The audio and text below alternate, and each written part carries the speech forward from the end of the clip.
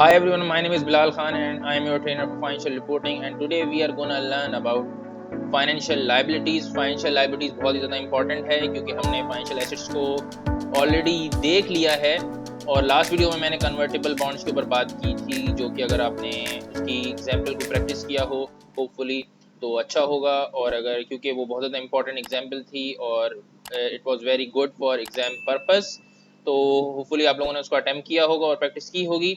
आज हम financial liabilities को देखने वाले हैं, तो वीडियो को लास्ट तक देखिएगा क्योंकि बहुत ज़्यादा एग्जाम फोकस पॉइंट अगेन इस वीडियो के अंदर भी शेयर होने वाले हैं जिससे आपकी काफ़ी हेल्प होने वाली है। तो आए शुरू करते हैं। तो फाइनेंशियल लायबिलिटीज जैसे कि मैंने ऑलरेडी ये एग्जाम वैसे आपको मैंने डेफिनेशन पढ़ा दी है ऑलरेडी पिछली वीडियोस के अंदर, मतलब अगर आपने शुरू की वीडियोस मेरी IFRS 9 की देखी हो तो उसके अंदर मैंने डिस्कस कर लिया है। आज हम इसको दोबारा देख लेते हैं। A financial liability is any liability that is a contractual obligation, क्योंकि फाइनेंशियल लायबिलिटी भी एक फाइनेंशियल इंस्ट्रूमेंट होता है इसलिए कॉन्ट्रेक्चुअल ऑब्लिगेशन भी होता है क्योंकि हर लायबिलिटी कोई भी लायबिलिटी हो वो एक ऑब्लिगेशन है। A financial liability is any liability that is a contractual obligation. Number one, to deliver cash or another financial asset to another entity. जैसे कि ये बिल्कुल अपोजिट टू फाइनेंशियल एसेट होता है कि जैसे कि पेबल्स हो गए, वहाँ पे हम रिसीवल को लेते थे, यहाँ पे हम पेबल्स को लेंगे टू डिलीवर कैश।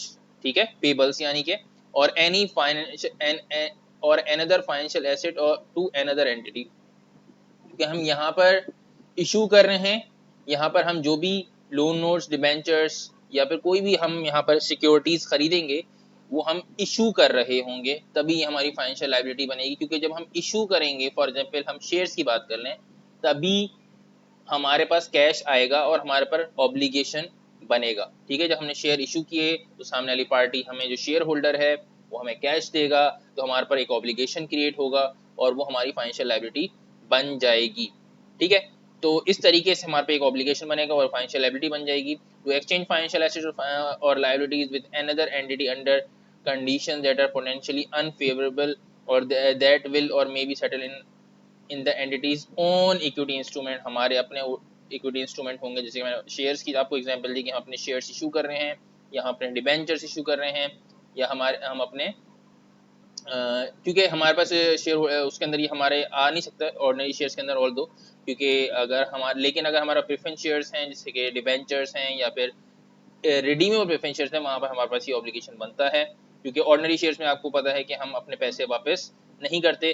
तो इस तरीके से हमारे पास मैंने जस्ट आपको एग्जाम्पल के लिए शेयर्स की एग्जाम्पल दी थी। ठीक है, अच्छा, तो ये जो चीज़ है ये, अच्छा, इस पॉइंट के लिए मैंने आपको, अगर आपने प्रीवियस वीडियोस नहीं देखी हैं तो प्लीज़ जाके देख लें। शेयर ऑप्शंस की एग्जांपल दी थी, अगर आप वो वीडियो जाके देख लेंगे तो आपको इजीली समझ में आ जाएगी। Example of financial liabilities easily यहाँ पर हमें समझ में आती हैं। Trade payables, debenture, loans, redeemable preference shares, ये हमारे सारे इसके अंदर आते हैं। ऑर्डिनरी शेयर्स हमारे ऑल्दो यहाँ पर नहीं आते, या फिर इरिडीमेबल प्रेफरेंस शेयर्स भी हमारे यहाँ पर नहीं आते। तो आए फाइनेंशियल लायबिलिटीज की इनिशियल रिकग्निशन पे चल लेते हैं फौरन से, क्योंकि बाकी चीज़ें हमने ऑलरेडी कवर कर ली हैं।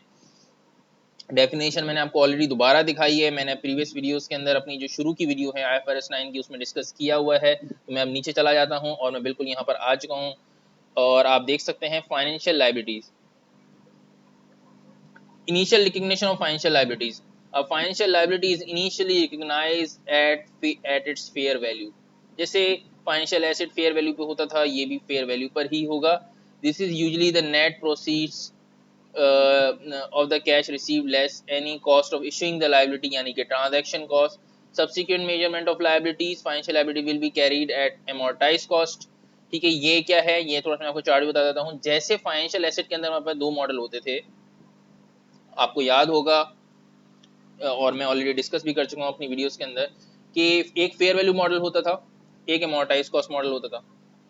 ठीक है, फेयर वैल्यू मॉडल में हमारे पास फाइनेंशियल एसेट के अंदर तो होता था OCI मॉडल और PNL मॉडल। ठीक है, और बाकी अमोर्टाइज कॉस्ट जैसे यहाँ पर होता है वहाँ पे भी होता था। ठीक है, तो अगर मैं इस चार्ट पे जाऊँ, देखें फाइनेंशियल लायबिलिटीज की, तो हमारे पास यहाँ पे फेयर वैल्यू मॉडल स्टिल है, लेकिन सिर्फ fair value through PNL category हमारे पास अलाउड होती है, क्योंकि डेट इंस्ट्रूमेंट्स को हम OCI पे नहीं रख सकते एज पर IFRS 9। तो हमारे पास फेयर वैल्यू थ्रू PNL होती है जिसमें कैरी एट फेयर वैल्यू, जितने भी चेंजेस होते हैं वो कैरी होते हैं फेयर वैल्यू पे। चेंजेस भी हम PNL में लेके जाते हैं और इंटरेस्ट और डिविडेंड अगर कोई हमें मिलता है तो वो भी हम P&L में लेके जाते हैं, प्रॉफिट एंड लॉस में लेकर जाते हैं। दूसरा हमारे पास यहाँ अमोर्टाइज कॉस्ट मॉडल है जो कि मेन कैटेगरी है। यहाँ पर वहां पर मेन कैटेगरी हमारे पास फेयर वैल्यू थ्रू P&L होती थी, यानी कि डिफॉल्ट कैटेगरी होती थी, लेकिन यहाँ पर हमारे पास जो मेन कैटेगरी है वो अमोर्टाइज कॉस्ट मॉडल है। उसी तरीके से वही क्राइटेरियाज हैं और डिफॉल्ट कैटेगरी है। ठीक है, तो होपफुली अब आपको समझ में आ गया होगा कि यहाँ पर सिर्फ दो ही कैटेगरीज हैं, तीन कैटेगरीज नहीं है, दो हैं, फेयर वैल्यू थ्रू P&L और अमोर्टाइज कॉस्ट मॉडल। आए वापस ऊपर चल लेते हैं जो हम रीड कर रहे थे। अच्छा, financial liabilities will be carried at amortise cost other than liabilities held for trading. अच्छा, नॉर्मली ये क्यों लिख रहा है, ये जो फेयर थ्रू P&L कैटेगरी होती है शॉर्ट टर्म ट्रेडिंग पर्पस के लिए होती है। ठीक है, आपने शेयर्स खरीदे, शेयर बेचे, ये शेयर इशू किए, तो शेयर होल्डर्स ने आपस में खरीदना बेचना चल रहा है, यानी वो कैपिटल गेन की पर्पस के लिए उसको परचेज कर रहे हैं, तो सेल परचेज के थ्रू वो उससे अर्न कर रहे हैं। तो ऐसी अगर सिनारियो है तो आप उसको फेयर थ्रू P&L पे रखते हैं, वरना अमोर्टाइज कॉस्ट मॉडल जो है ज्यादा यूज होगा इन फाइनेंशियल लायबिलिटीज। सही है, both of which are unlikely to be seen with in FR।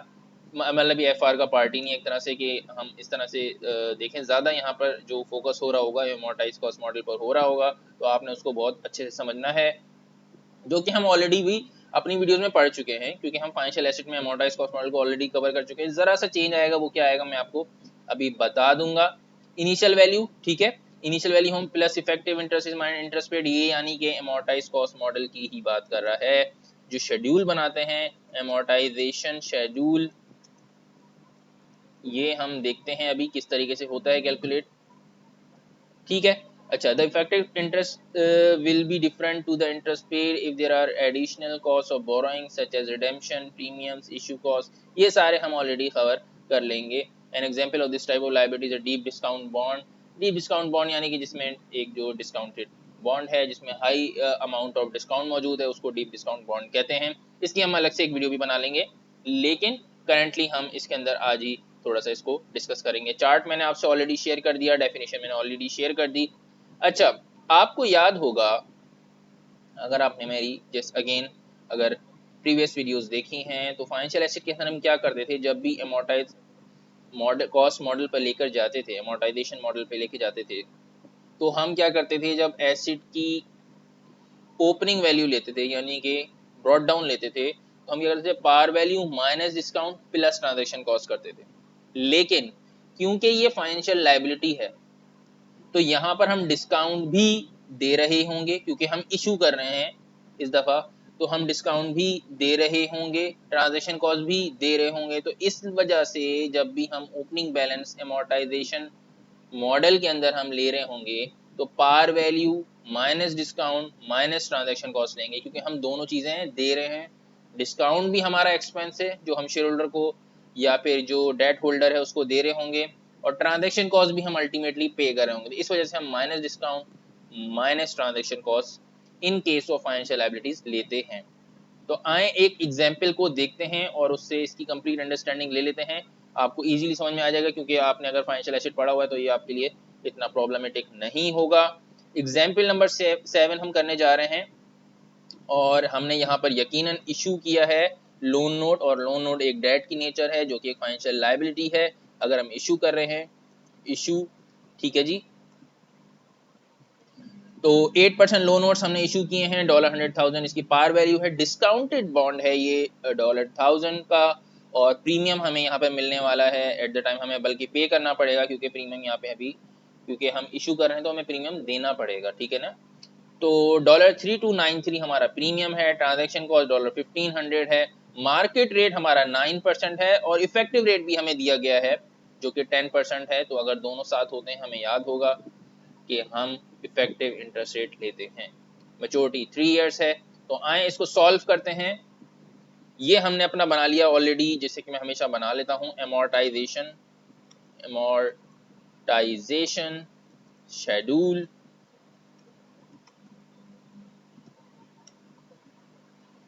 मैंने ऑलरेडी बना दिया ताकि हमारा टाइम ज़्यादा वेस्ट ना हो। तो ईयर 1 ईयर 2 ईयर 3 हमने ऑलरेडी उसी तरीके से लिए हैं, जैसे ऐसे फाइनेंशियल एसेट्स में लेते थे। ब्रॉट डाउन 97,500, ये हमने कैसे लिया, par value minus discount 99,000 minus transaction cost of 1500, तो हमारे पास आ जाएगा 9700, 97,500 आ जाएगा। सही है जी, 97,500 हमारे पास किस तरीके से आएगा, दोबारा रिपीट कर रहा हूँ, par value minus discount minus transaction cost, हमारे पास 97,500 आ जाएगा। इफेक्टिव रेट हमारा हमेशा par value sorry opening balance का 10% होती थी। इंटरेस्ट रेट हमारा होता था par value multiply by 8%। Amortisation हमारे पास इन दोनों का डिफरेंस होता था, और कैरी डाउन हमारा अमोर्टाइजेशन प्लस ब्रॉट डाउन होता था। तो इसी तरीके से हमने इसको भी किया है और नीचे वाले को भी किया है। जिन्होंने मेरी फाइनेंशियल एसेट की वीडियो नहीं देखी रिलेटेड टू अमोर्टाइजेशन मॉडल, तो आप वो देख लें, तो वो आपको फौरन से समझ में जैसे ही वो आएगा तो ये भी आ जाएगा, तो इसमें कोई कंफ्यूजन की बात नहीं है। और अगर आप पहली दफ़ा देख रहे हैं तो प्लीज़ अगेन मेरी रिक्वेस्ट है, तो आप प्रीवियस वीडियो ज़रूर देखें, फिर इस वीडियो को देखें। अच्छा, इसको हम अगर टोटल करते हैं अमोर्टाइजेशन को, तो हमारा आता है 5793, ठीक है 5793। और ये आपको मैंने ट्रिक बताई थी बेसिकली कि हमें अगर चेक करना है कि हमारी कैलकुलेशन सही है या नहीं है, एक तो हम इस तरीके से पता कर सकते हैं कि 103293, इसका मतलब ये होगा ये एक प्रीमियम बॉन्ड है, तो 100,000 प्लस प्रीमियम करें तो 103293 ही बनता है, ठीक है। इसके अलावा एक और तरीका है कैलकुलेशन चेक करने का, ये जो हमारा होता था कि इसमें हम अपना टाइम वैल्यू ऑफ मनी और एवरीथिंग हम यहाँ पे शामिल कर रहे होते हैं, तो हम इसको क्या करते हैं, इसको टोटल कर लेते हैं और फिर क्या करते हैं, एक्सपेंस हमारे पास एक था डिस्काउंट जो हमें मिला है 1000 का, प्रीमियम जो कि हम देंगे, अगेन हम डिस्काउंट भी देंगे, प्रीमियम भी देंगे और ट्रांजैक्शन कॉस्ट भी दे रहे होंगे। तो ये अगर आप इन दोनों को तीनों को टोटल करते हैं तो हमारा बनता है 5793।